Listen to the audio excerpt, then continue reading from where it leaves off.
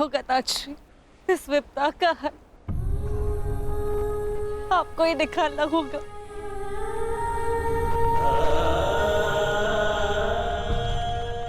एक माता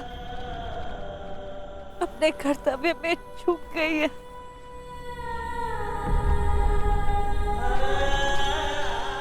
एक पितामह नहीं चूक सकते ताजश्री, कुछ कीजिए। हर बार भीष्म के समक्ष ही भीष्म स्थिति क्यों उत्पन्न हो जाती है? क्यों?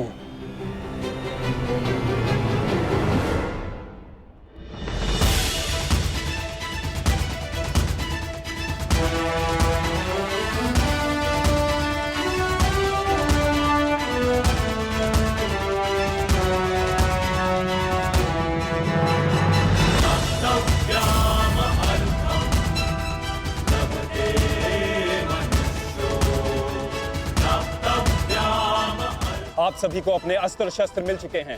अब आप लोग कहां और किस व्यू में रहेंगे ये समझ लीजिए। ये कुरुक्षेत्र है और हमारे सामने होगी कौरव सेना। हमारी सेना का दायां पक्ष मैं संभालूंगा और बायां पक्ष महाबली भीम, और मध्य में होंगे गांडीवधारी अर्जुन। और कौरवों की सेना में द्रोणाचार्य, अश्वत्थामा, कर्ण, दुर्योधन जैसे महारथी होंगे, और सबसे आगे होंगे महाबली, इच्छा मृत्यु के वरदानधारी भीष्म।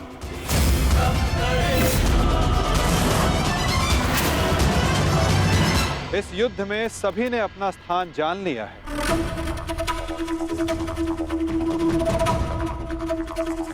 अब तुम सुनो पार्थ, तुम इस युद्ध के, इस सेना के सबसे महत्वपूर्ण भाग में हो, और युद्ध की अलिखित नीति यही है कि प्रारंभ निर्णायक होता है, और एक कुशल और विजय प्रारंभ न केवल सेना का मनोबल बढ़ाता है, अपितु उसे विजय की ओर भी लेकर जाता है।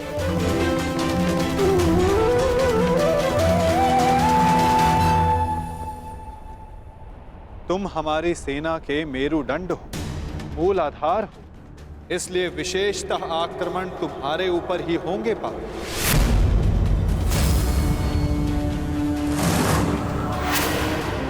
और युद्ध में तुम्हारे समक्ष खड़े होंगे तुम्हारे पितामह परशुराम शिष्य महामहिम भीष्म, जो कौरवों के सबसे बड़े बल है। और कूटनीति यही कहती है कि यदि आधार को गिरा दिया जाए तो इमारत को गिरने में ज्यादा समय नहीं लगता। और महामहिम भीष्म कौरव सेना के आधार हैं।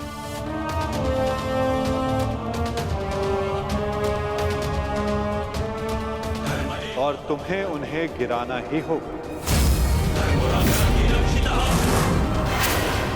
यदि युद्ध के प्रथम दिन ही तुम उन पर हावी हो जाओ तो ये हमारे पक्ष के लिए सर्वोत्तम होगा पार्थ।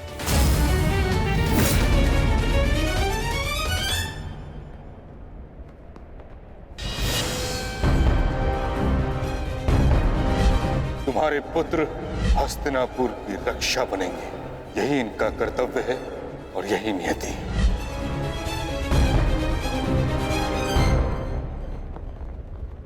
कहां खो गए पार्थ? मैं बस यही सोच रहा हूं माधव, पितामह पर वश कैसे कर पाऊंगा। वो देव गुरु बृहस्पति और भगवान परशुराम के शिष्य हैं, और उस पर उन्हें इच्छा मृत्यु का वरदान प्राप्त है। ऐसे विकट योद्धा को कैसे पराजित कर पाऊंगा मैं? कैसे रोक पाऊंगा मैं उन्हें? उत्तम, अति उत्तम, बधाई हो पार्थ। तुम तो महाभारत का युद्ध प्रारंभ होने से पूर्व ही पराजित हो गए।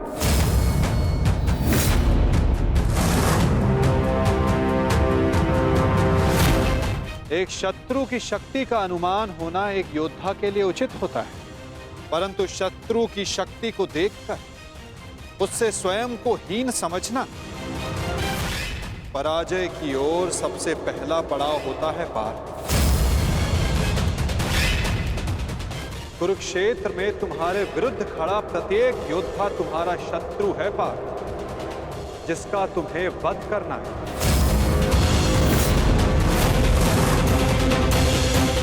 अन्यथा आज तुम भीष्म से भयभीत, कल तुम कर्ण से होगे, परसों तुम ये कहोगे कि मैं आचार्य द्रोण का सामना कैसे करूं। यदि ऐसा ही रहा तो कैसे पूर्ण करोगे अपने साथ हुए अन्याय का प्रतिकार? कैसे लोगे पांचाली के अपमान का प्रतिशोध? अपनी प्रतिज्ञाएं कैसे पूर्ण करोगे पार्थ? बताओ। यदि युद्ध में विजय होना है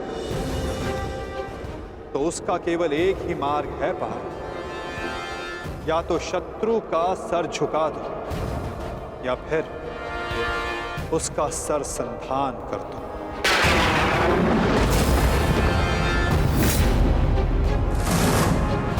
यदि तुम्हें इस धर्म युद्ध में विजय पानी है तो तुम्हें अपने पितामह का सर झुकाना होगा।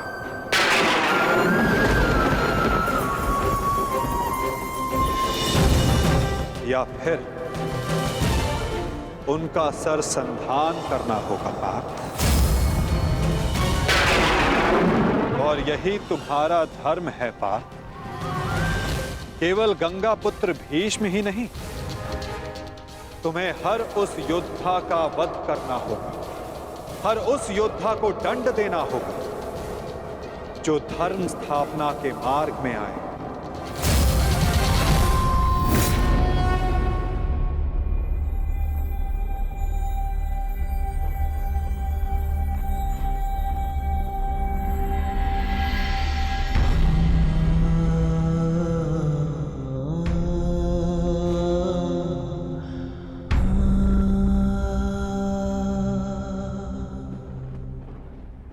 क्या हुआ पार्थ? तुम इतने विचलित क्यों हो? कुछ नहीं माधव।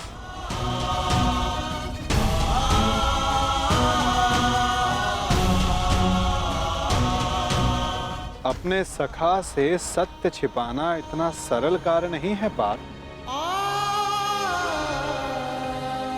तो बताओ, ऐसा क्या भाव है जो तुम्हारे मन को अशांत कर रहा है? बोलो पार्थ। नहीं माधव, मैं ठीक हूं।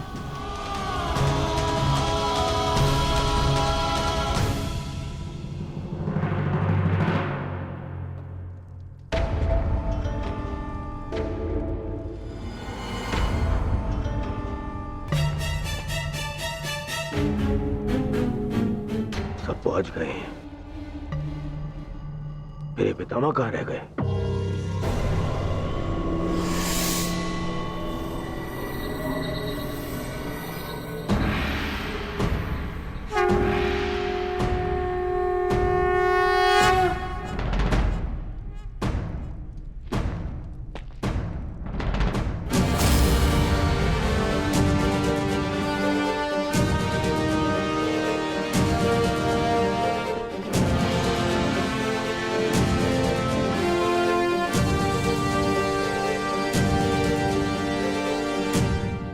सभा आरंभ की जाए।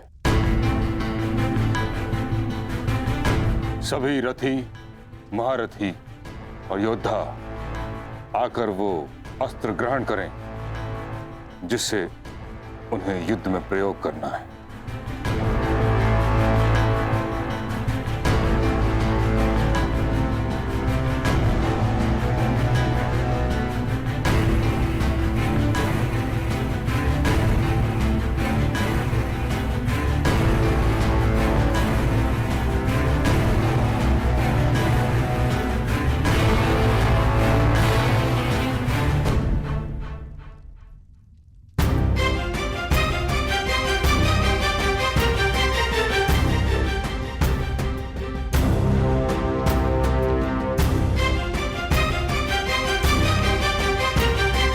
प्रणिपात महामहिम।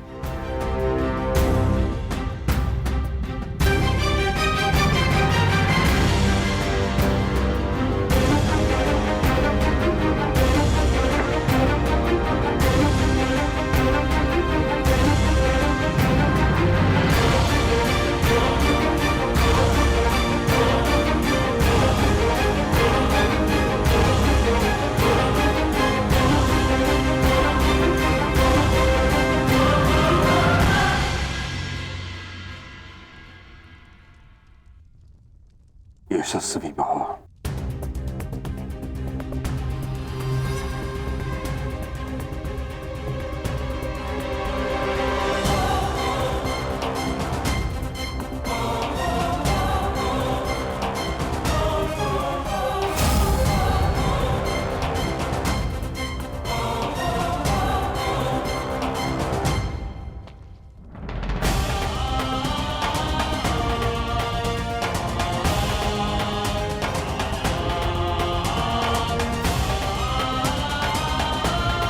प्रणिपात महामहिम।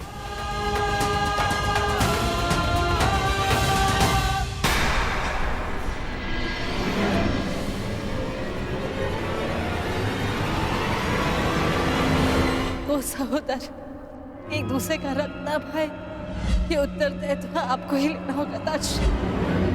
रण की रक्षा केवल आप ही कर सकते हैं।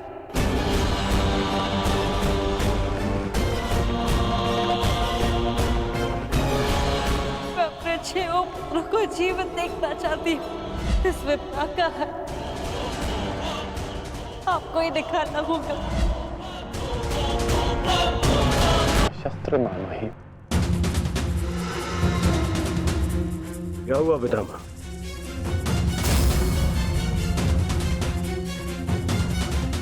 इसका क्या अर्थ है? इसका अर्थ है कि एक सूत पुत्र मेरी ओर से युद्ध में भाग नहीं लेगा।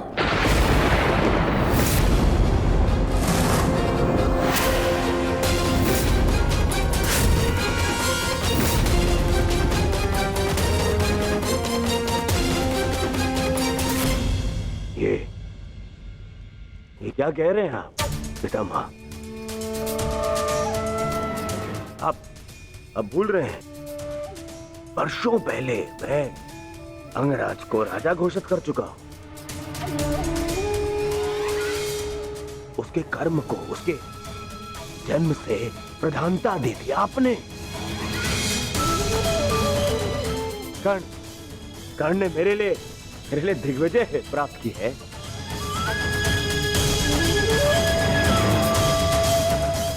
आपने स्वयं विराट युद्ध में उसके साथ मिलकर युद्ध किया। तो फिर आज उसके भूत पुत्र होने का प्रश्न कहां से उत्पन्न हो गया है? बात जन्म की ही तो है दुर्योधन। हाँ, मैंने कर्ण के साथ युद्ध लड़े हैं, परंतु ये युद्ध बाकी युद्धों से भिन्न है। ये एक महान युद्ध है। भले ही कर्ण अंगराज है, परंतु यह बात भी सत्य है कि इसका जन्म एक सूत के घर हुआ है।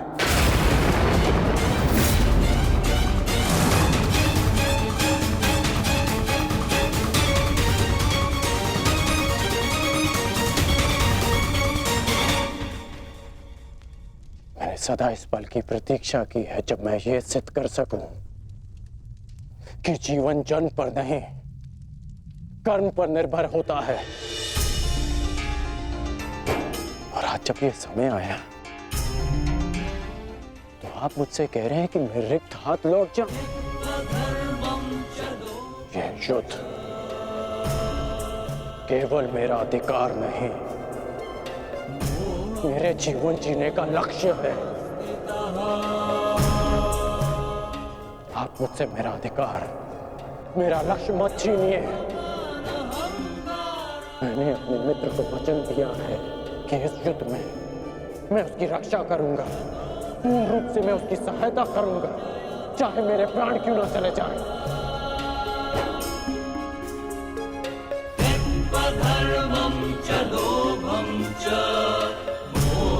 और आप मुझसे कह रहे हैं कि मैं इस युद्ध में सम्मिलित ही नहीं हो सकता।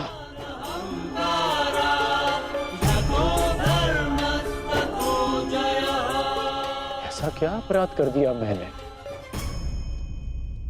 कि आप मुझे ये दंड दे रहे हैं?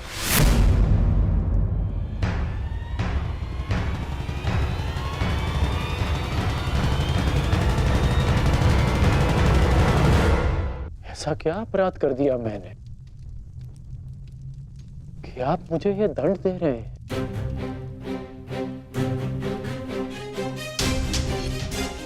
मैं कौरवों का सेनापति हूं और एक सूत पुत्र को अपने निर्णय का कारण बताना उचित नहीं समझता।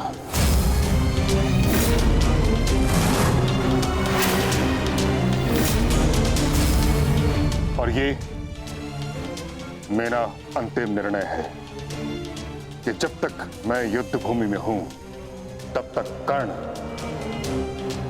युद्ध भूमि से दूर रहेगा।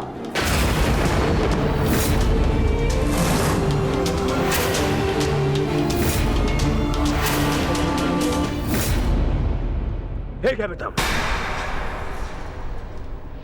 कर्ण को उत्तर देना या ना देना आपका अधिकार है, परंतु एक सेनापति का कर्तव्य भी है और धर्म भी कि वो अपने युवराज के हर एक प्रश्न का उसे उत्तर दे। तुम्हारा पितामह होने के नाते मैं इस प्रश्न का उत्तर देना उचित नहीं समझता।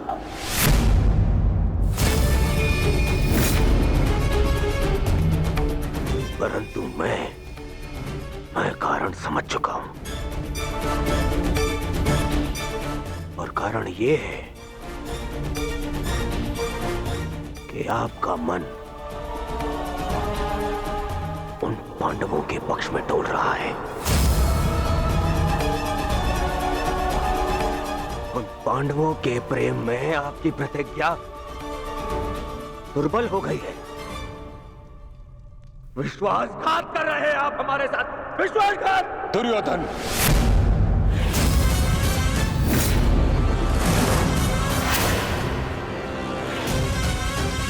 नहीं पितामह, मुझ पर क्रोध दिखाने से आपका सत्य बदल नहीं जाएगा, और सत्य यही है कि आप पांडवों का पक्ष ले रहे हैं।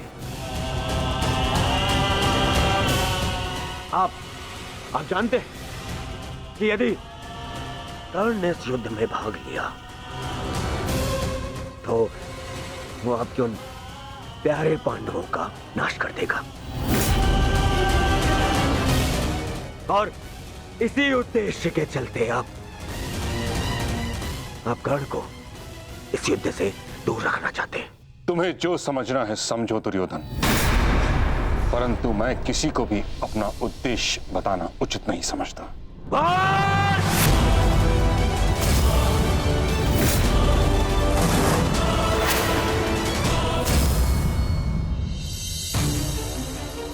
बहुत हो गया पितामह, बहुत हो गया। अब आपको अवकाश लेने की आवश्यकता है, बूढ़े हो गए हैं आप।